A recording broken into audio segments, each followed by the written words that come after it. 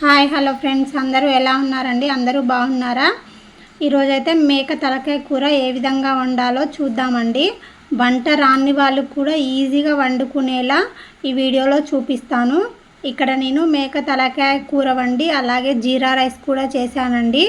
చూడండి, సూపు చిక్కగా లేకుండా మరీ పలుచగా లేకుండా చాలా కమ్మగా ఉంటుందండి. ఈ విధంగా ఒకసారి అయితే ట్రై చేయండి. జీరా రైసు మేక తలకాయ కూరతో కాంబినేషన్ ఎంతమందికి ఇష్టమో కామెంట్ అయితే చేయండి. ఇక్కడ నేను 1/2 కేజీ తలకాయ కూరను శుభ్రంగా కడిగి కుక్కర్లో వేసుకున్నానండి. ఇందులో 1/2 టీ స్పూన్ పసుపు, 2 చెంచాల ఆయిల్ వేసి 1 టీ గ్లాస్ వాటర్ వేసి కుక్కర్ మూత పెట్టి 5-6 విజిల్స్ వచ్చే వరకు, అంటే కూర సగం ఉడికే వరకు అయితే ఉడికించుకోవాలి.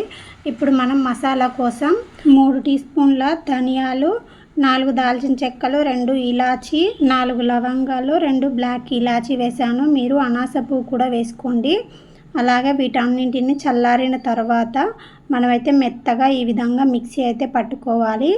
ఈ విధంగా మిక్సీ పట్టుకొని పక్కన ఉంచుకొని 2 మీడియం సైజు ఉల్లిపాయలను ఈ విధంగా కట్ చేసుకొని అదే మిక్సీ జార్లో మెత్తని పేస్ట్ లాగా మిక్సీ పట్టుకోవాలి. మనం మసాలాలు ప్రిపేర్ చేసేసరికి మన కూర అయితే 50% 60% ఉడికిందండి. ఈ విధంగా 6 విజిల్స్ తర్వాత ఈ విధంగా ఉడికితే సరిపోతుంది. ఇప్పుడు మనం కూర వండడం కోసం గ్యాస్ ఆన్ చేసుకొని గిన్నె పెట్టుకొని, గిన్నె వేడైన తర్వాత నూనె వేసుకొని, నూనె వేడైన తర్వాత 2 బిర్యానీ ఆకులు అలాగే దాల్చిన చెక్క ముక్కలు వేసుకొని మనం ముందుగా పేస్ట్ చేసి పెట్టుకున్న ఉల్లిపాయ పేస్ట్ని అయితే అందులో వేసుకొని బాగా కలుపుకుంటూ అడుగు మాడకుండా కలర్ మారేంత వరకు అయితే ఈ విధంగా వేయించుకోవాలి. ఈ ఉల్లిపాయ పేస్టు బాగా మగ్గిన తర్వాత నూనె అంతా పైకి తేలుతుందండి. పైకి తేలి కలర్ మారిన తర్వాత 1/2 టీ స్పూన్ పసుపు వేసి అంతా కలిసేలా బాగా కలిపిన తర్వాత అలాగే ఇందులోనే 2 నిలువుగా చీల్చిన పచ్చిమిరపకాయలు వేసి అన్నీ బాగా కలిసేలా కలిపిన తర్వాత మనం ఫ్రెష్గా నూరుకున్న అల్లం వెల్లుల్లి పేస్ట్ను 2 స్పూన్లు వేసుకొని అంతా బాగా కలిసేలా కలిపి అల్లం వెల్లుల్లి పేస్టు పచ్చివాసన పోయేంత వరకు కలుపుతూ వేయించుకోవాలి.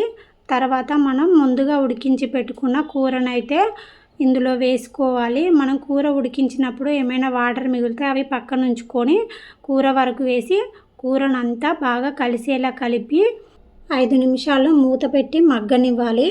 మనం తలకాయ కూరలో ఎక్కువగా సూప్నే ఇష్టపడుతూ ఉంటారు కాబట్టి సూపు చిక్కగా కాకుండా మరీ పల్చగా కాకుండా ఈ విధంగా వండితే చాలా టేస్టీగా ఉంటుందండి. 5 నిమిషాల తర్వాత మూత తీసి చూస్తే ఈ విధంగా మనకు కూర అనేది ఉడుకుతుంది.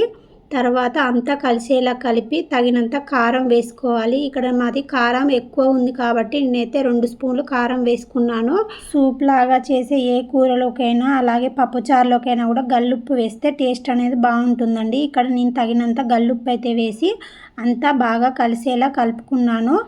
మీరు స్పైసీ ఎక్కువ తినే వాళ్ళైతే కొంచెం కారం అయితే వేసుకోండి. కొంతమంది నాన్ వెజ్లోకి స్పైసీ ఎక్కువగా తింటూ ఉంటారు. వాళ్ళైతే మీ కారానికి తగినట్టు కొంచెం ఎక్కువైనా యాడ్ చేసుకోవచ్చు. తగినంత ఉప్పు కారం వేసిన తర్వాత అన్నీ బాగా కలిసేలా కలిపి మనం వేసిన కారం ఉప్పు ముక్కలకు పట్టేంత వరకు 2 నిమిషాలు మూత పెట్టి మగ్గించుకోవాలి. మగ్గిన తర్వాత మూత తీసి అంతా కలిసేలా కలిపి 1/2 లీటర్ వాటర్ వేసుకోవాలి. అలాగే మనం ముందుగా ఉడికించుకున్న మిగిలిన కుక్కర్లోని వాటర్ని కూడా ఇందులో వేసుకొని మనం అంతా కలిసేలా కలుపుకోవాలి. వాటర్ ఇంత అని చెప్పడం కంటే మనం కూర ఎంత తీసుకున్నామో ఆ కూర ముక్కలు మునిగేంత వరకు వాటర్ వేసుకుంటే సరిపోతుందండి. ఇక్కడ చూడండి, నేనైతే ముక్కలు మునిగేంత వరకు అయితే వాటర్ వేసుకున్నాను. వాటర్ వేసుకొని మూత పెట్టి ఒక 10 నిమిషాలు అయితే ఉడికించుకోవాలి. ఈ విధంగా ఉడికించుకున్న తర్వాత మూత తీసి అంతా కలిసేలా బాగా కలిపిన తర్వాత మనం ముందుగా తయారు చేసుకున్న మసాలాను అయితే ఇందులో వేసుకోవాలి. వేసుకొని అంతా ఒకసారి అయితే బాగా కలుపుకోవాలి. ఇప్పుడు ఈ మసాలా వేయడం వల్ల మనకైతే సూప్ అనేది చిక్కగా వస్తుంది, అలాగే రుచిగా కూడా ఉంటుంది. మసాలానైనా అల్లం వెల్లుల్లి పేస్ట్ అయినా సరే మనం నాన్ వెజ్ కర్రీలు వండినప్పుడు ఫ్రెష్గా తయారు చేసుకుంటే రుచి అనేది బాగుంటుంది. ఇప్పుడు మనం మసాలా వేసిన తర్వాత ఒక 5 నిమిషాలు ఈ విధంగా ఉడికించుకొని మూత తీసి చూస్తే కూర అయితే మనకు పూర్తిగా ఉడికిపోయిందండి.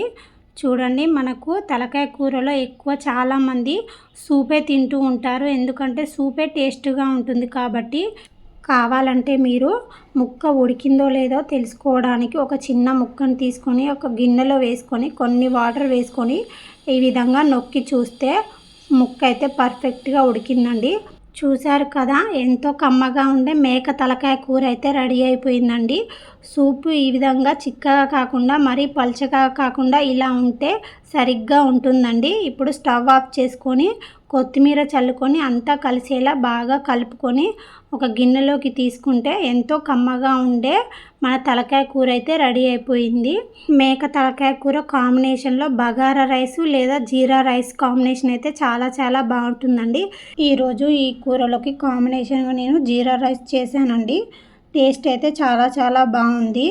ఈ వీడియో మీకు గనక నచ్చినట్లయితే ఒక్క లైక్ చేయండి, షేర్ చేయండి, మన ఛానల్ని సబ్స్క్రైబ్ చేసుకొని నన్ను సపోర్ట్ చేయండి. Thank you for watching. Bye friends.